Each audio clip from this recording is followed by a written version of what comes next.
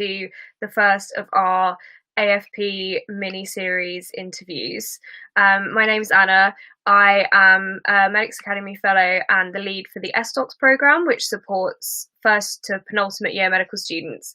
But the reason why I'm here with you today is because I'm a final year medical student myself, and I'm looking to find out a little bit more about the academic foundation programme. So I'm absolutely delighted to be joined tonight by two academic FY1s, Faris and Demetrius. So Faris, would you like to introduce yourself?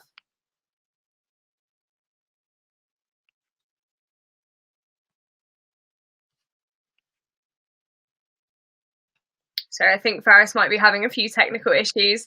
Dimitri, would you like to introduce yourself if you can hear me? Oh, can you hear me all right? Yeah, we can hear you. Oh, hi. My name is Demetrios Karponis, and I am an academic junior doctor. I started this year, so I'm an F1 in Oxford. I graduated from Imperial College, 6-year program, did a BSc in pharmacology, and many reasons to apply for an AFP. And I cannot see many reasons not to apply for an AFP, but I'm getting ahead of myself, so we'll go through all of that in a minute. That's great. Well, thank you very much for joining us. It looks like Faris is still having a few technical issues. Hopefully he'll be able to join us very shortly. But we'll go back to you, Dimitri. So what we're talking about today, just very briefly, is why you chose to do the academic foundation programme instead of the kind of standard foundation programme. So yeah, it'd be great to hear from you a little bit about what made you choose the academic programme.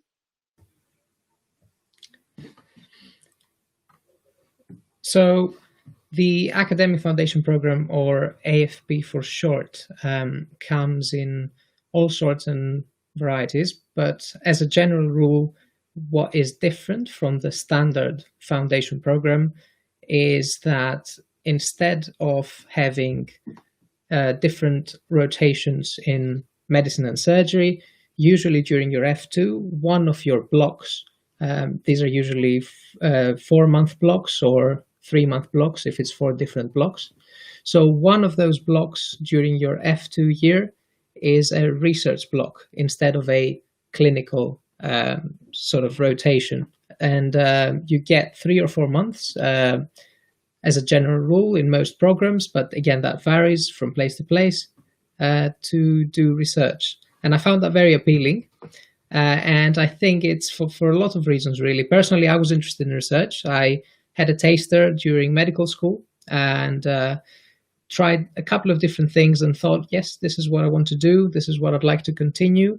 So the AFP for me is a great opportunity to continue what I did in medical school.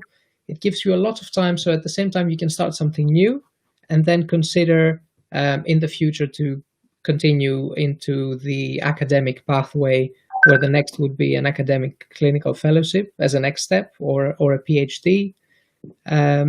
So that was sort of my journey and my experience so far.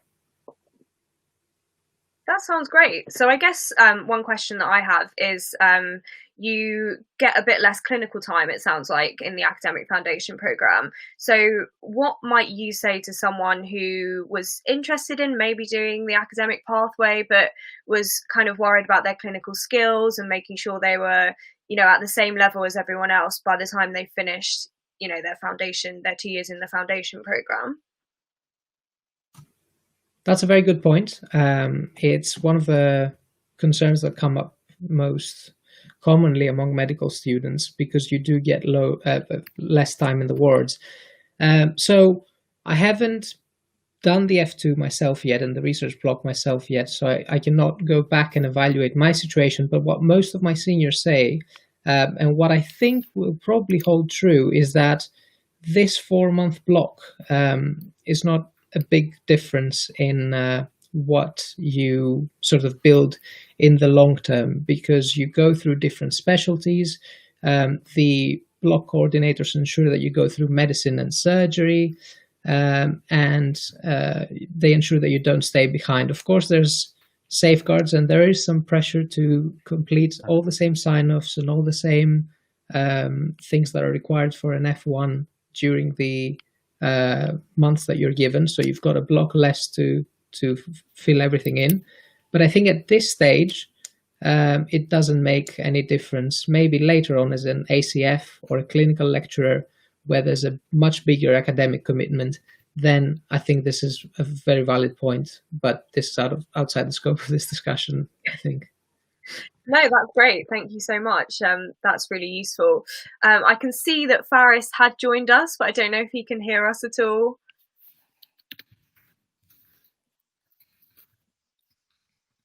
No, he doesn't. He still doesn't seem to be able to hear us. I'm so sorry, Faris. We definitely wanted to involve you in this discussion.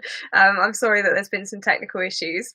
So something else that I wanted to ask was, I guess you kind of touched on it a little bit already, but how does the academic foundation program kind of fit in with further career goals? So you mentioned about doing something called an academic clinical fellowship afterwards. But where do you see the sort of academic program leading into? So I feel like I've only given you the perspective of the research and people who like research, but I think the academic foundation program is a great way to even start your research, even if you're not quite sure if you want to pursue an academic clinical fellowship or what comes on further, which I'll explain in a moment. So it's a great way to see if you like research. You've got some more time to, for personal development, to take courses, to get involved in different research projects.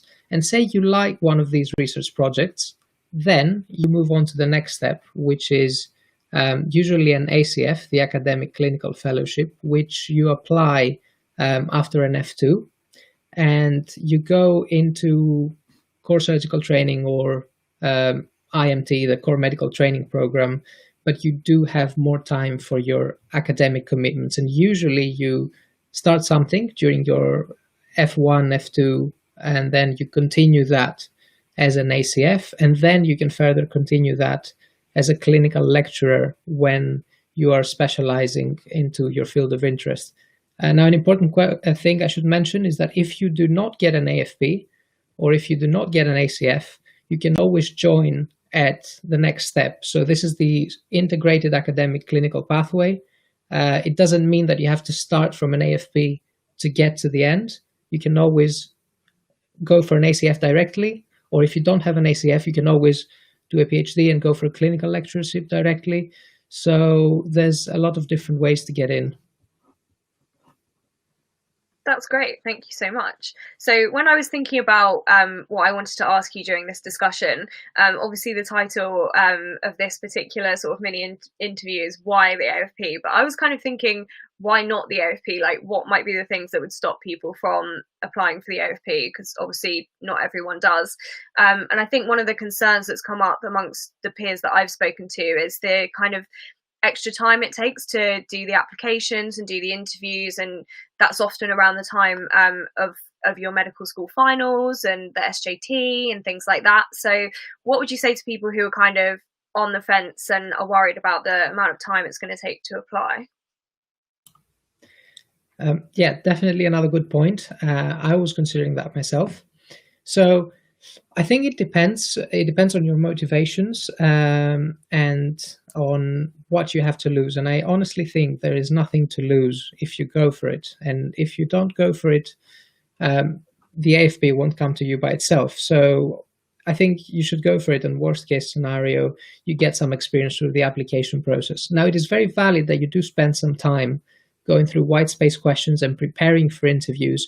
But I think it acts as an extra safeguard. Say you really want to be in a competitive deanery like London, and you only have the SJT to count on, which is a very random test, and you cannot really prepare for that. A lot of it is on the day performance as well. So an AFP gives you sort of a second chance to be in the area you want to be. Plus, think of it as building something for the future. So the white space questions that you're going to do require a lot of digging in your CV, what you've done before, what kind of person you are. So you realize all those things that you've done before, you collect them, and that helps you because as an F1 and later in your career, you'll need a portfolio. So you need to have these things grouped up. And of course, the interviews, when you get an interview, are great preparation for ST1 or ST3 interviews that come later on. So I wouldn't think of it as time lost. That's great. Well, thank you so much for joining us this evening, Dimitri. And I'm sorry that we couldn't hear from Faris because of the technical issues. But if you found this discussion useful today, please join us for the rest of our series where myself, Dimitri, Faris, and several other academic doctors are going to be talking through some of the other aspects of the application and what might come next after an AFP. So that will be at the same time next week and every week after that for 5 weeks. So please do join us. And yeah, thank you very much. Have a lovely evening.